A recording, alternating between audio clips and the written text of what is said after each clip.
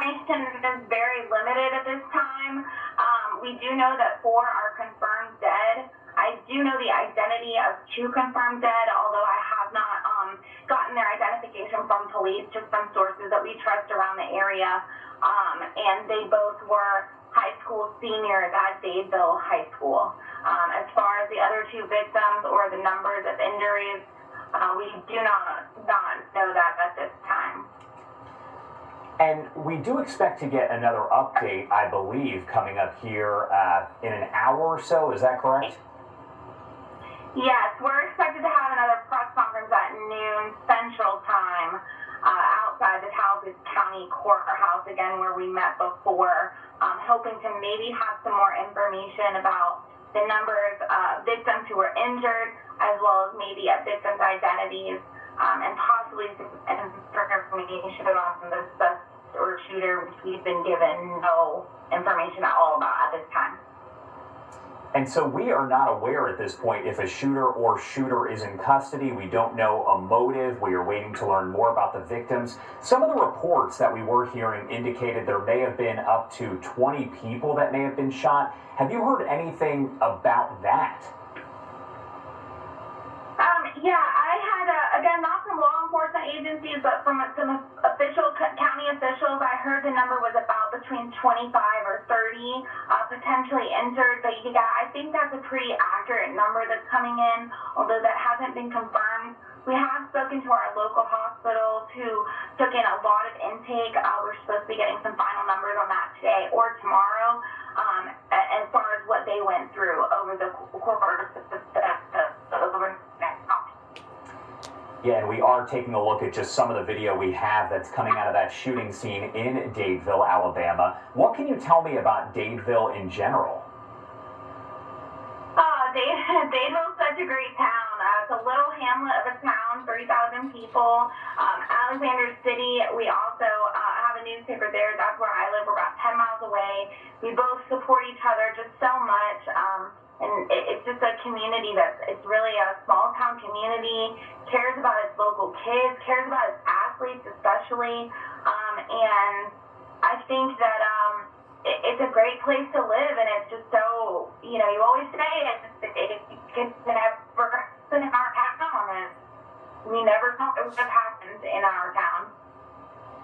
What was going through your mind when you heard that this had happened? Did you believe it at first? Were you thinking, oh, this is just an initial report of something, it's probably wrong? We hear tons of reports of shootings on a daily basis, and only so many of them have actually happened. Some of them are just false reports and things of that nature. What were you thinking when you heard this was in Dadeville right there?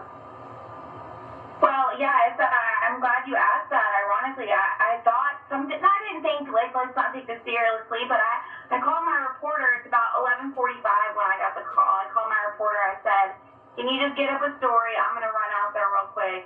Why don't you call the sheriff's office and just see what you can find out?" Well, then I got up here and there was probably 30 to 45 police vehicles, and I said, I think I'm going to need you to get up here right away. So we both were out there for about 9 to 10 hours this morning, just kind of watching this all unfold. And it was not something we ever could have expected here. I would imagine, just from what I've heard from the chaplain, I believe, for the Dadeville Police Department, essentially this is a fairly safe area. This is something that you would never think would happen. Again, as you said, people say that all the time about their specific neighborhoods, but it sounds like overall crime is very low in that area. Yeah, crime is very low in Dadeville, Alabama in general, but also in that area. That area is right on the downtown square, just beyond those 2 buildings. If you take a right, you're in the little cute downtown area with the county courthouse. Right, the county courthouse is within spitting distance of where this happened. And yeah, I mean, it's a safe part of the community. And from what I heard, it was a birthday party with a bunch of teenagers, a few adult chaperones. It was a fun place, no alcohol served. I don't believe, anything like that. Just an event space, and just seems like a very safe place. Yeah, it's nothing that you would expect town of 3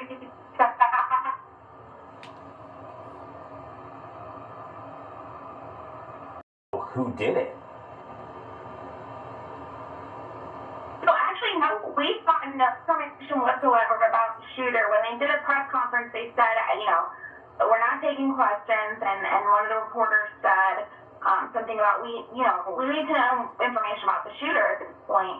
Still wouldn't get any information. I did say, can you at least confirm that we're not looking at a public safety issue here? They said that the scene had been secured. There was no sort of active shooter situation. There was no, worry about the public or anything like that. But again, I don't know what that means in terms of where the suspect has or hasn't gone. And we know there were several times when the news conference was set, let's say, for 6:30 this morning, then it got moved to maybe 8:30 local time, and it kept kind of getting moved. Any indication as to why that was? Do you think they were still trying to gather information, or if they were trying to figure out how to address, let's say, a national audience?